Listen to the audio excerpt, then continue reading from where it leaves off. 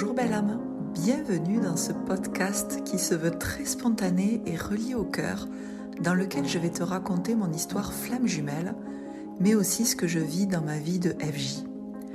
Dans cet espace, je vais également te partager les sujets qui font sens pour moi et qui me tiennent à cœur en lien avec bien sûr les flammes jumelles, mais aussi la reconnexion à soi.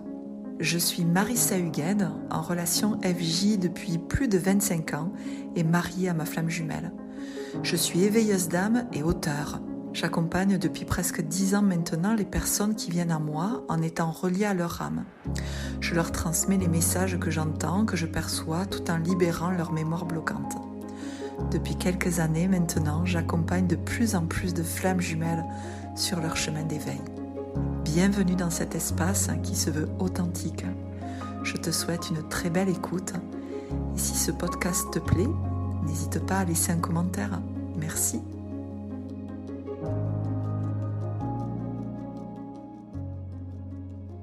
Bonjour belle âme. J'espère que tu vas bien en ce début de cette nouvelle année. Et je profite d'ailleurs de cet épisode pour te souhaiter une merveilleuse année 2026.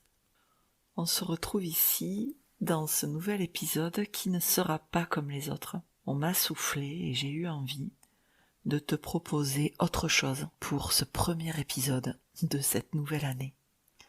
Donc ça va être comme un conte, une histoire, en tout cas un soin énergétique, si tu le souhaites, pour peut-être libérer ce qu'il y a à libérer au moment où tu l'écoutes. Peut-être que ça te parlera, et tant mieux. Et si ça te parle pas, c'est pas grave, tu peux passer ton chemin, tout va bien. Je vais te relater une histoire que tu as sûrement vécue il y a de cela des centaines, voire des milliers d'années. C'était un moment de vie où les âmes s'éteignaient de plus en plus à leur conscience au profit de l'ego, et que cet ego blessé, encore aujourd'hui, t'empêche peut-être de réouvrir ton cœur. Car parfois, on sait qu'on aime notre autre, mais il y a une souffrance intérieure, une souffrance vécue, tellement souffrante, qu'il est parfois bien difficile de s'en sortir. Et cela entraîne de la colère, des reproches, mais surtout une difficulté à réouvrir son cœur. Alors que c'est bien ça qui est demandé par ton âme aujourd'hui. Et ces mémoires d'antan, aujourd'hui elles sont toujours actives en toi. Et elles te manipulent par le bout du nez, au point de ne pas te sentir complètement libre, pas complètement en paix, et surtout pas prête à recevoir et à vivre cet amour. Parce que ces mémoires, elles continuent à distiller en toi les promesses non tenues, le poids de la trahison, de l'injustice. Elles continuent à insuffler les croyances et cette souffrance qui fait que tu peux encore rester dans le contrôle et fermer la porte. Alors, bienvenue dans cette histoire. Peut-être qu'un jour il n'a pas tenu sa promesse. Tu t'es retrouvé derrière des remparts, seul, exilé, dans une foule qui ne te voulait pas forcément du bien. Ça n'était pas forcément dirigé contre toi directement, mais c'était toi qui étais là à ce moment-là. Mais quelque temps auparavant, il avait promis de rester avec toi. Il avait promis d'être là. Il avait promis d'être à tes côtés, quoi qu'il arrivait. Mais à ce moment-là, il n'en a rien fait. Tu ne t'es jamais remise de cette trahison. Tu ne t'es jamais remise de cet abandon, de cette promesse non tenue. Pourtant, il t'avait regardé droit dans les yeux, comme un pacte, comme un acte, et tu lui avais fait confiance. Mais comment pouvait-il en être autrement? Tant l'amour était là, entre vous, vous liant à tout jamais. Mais ce pacte, tel un acte, a entraîné de nombreuses déchirures, au point qu'aujourd'hui, il est parfois bien difficile de lui faire confiance quand ça ne va pas dans ton sens, car tu es en plein contrôle. Et ce contrôle est bien légitime. Il s'est détourné de toi il y a de cela bien longtemps. Tu t'es retrouvé seul dans un monde hostile. Aujourd'hui, peut-être que tu te plains de ne pas recevoir assez.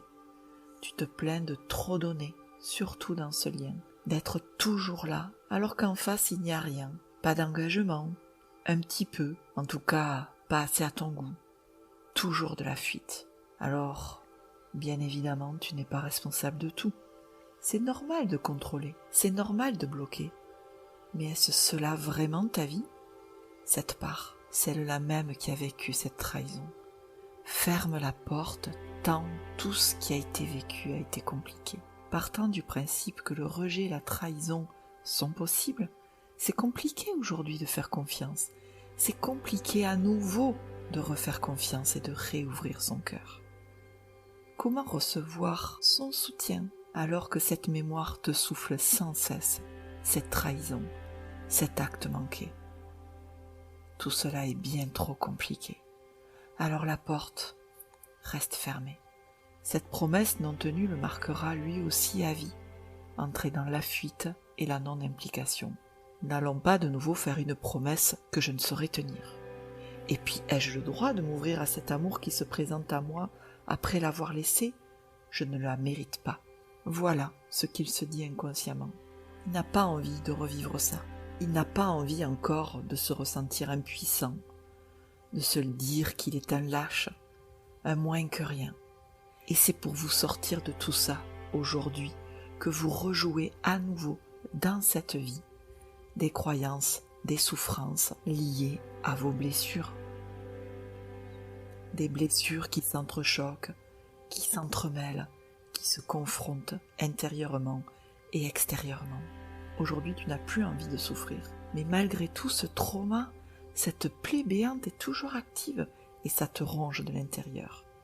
Et peut-être que de façon inconsciente, tu peux demander réparation en te faisant justice toi-même, par le rejet, la colère, comme si tu voulais lui faire payer, car à ce moment-là, il n'y a eu que de la fuite, que de l'absence, aucun mot, aucun remords, le vide. Et c'est peut-être le cas aujourd'hui. Mais maintenant, là, tu n'es plus cette personne-là, tu n'es plus cette mémoire-là. Et ton chemin est de lui faire confiance à nouveau, de lui réouvrir ton cœur, non pas aveuglément, mais en étant responsable de tes propres besoins. Car dans cette ancienne vie, cette promesse, elle vous a enfermés, vous rendant l'un et l'autre liés, attachés, au point de vivre en sécurité qu'à travers l'un et l'autre, vous rendant dépendants sans aucun libre arbitre. Aujourd'hui, ces temps sont révolus. Tu dois lui faire confiance, tout en ayant la conscience que tu prendras soin de toi et que s'il n'est pas là pour toi comme toi tu le voudrais, cela ne veut pas dire qu'il te laisse de côté. Cela ne veut pas dire qu'il ne t'aime pas ou qu'il te rejette ou même qu'il te trahit, mais c'est simplement qu'il ne peut pas être là. La priorité aujourd'hui, c'est que tu arrêtes de te trahir, que tu oses te respecter, même si cela te demande de t'exprimer et aussi de poser des limites. Alors, fais la paix en toi pour recevoir l'amour et la vie que tu mérites. Chacun a bien fait comme il a pu. Et aujourd'hui, la colère, l'injustice ou toute autre souffrance que tu ressens te consume à petit feu et t'empêche de te déployer et de recevoir. Comment ton autre peut venir à toi si tu restes dans cette peur d'être trahi et cette porte du cœur fermée? Tu n'es plus cette personne-là, tu n'es plus cette mémoire-là. Ouvre ton cœur en te laissant aller à cette souffrance bien trop longtemps niée. Essaye d'y plonger autant que tu le peux. Apprends à te soutenir par toi-même. Accueille et aime et aie beaucoup de compassion pour tes enfants intérieurs. Libère tes anciennes vies pour être en paix avec toi-même et ainsi pouvoir recevoir et vivre l'amour que tu mérites. Car il est certain que le happy end est possible, mais encore faut-il que tu te l'autorises.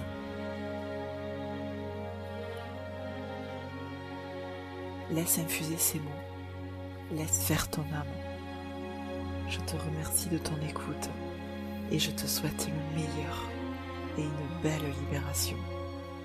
Et je te dis à tout bientôt dans un nouvel épisode.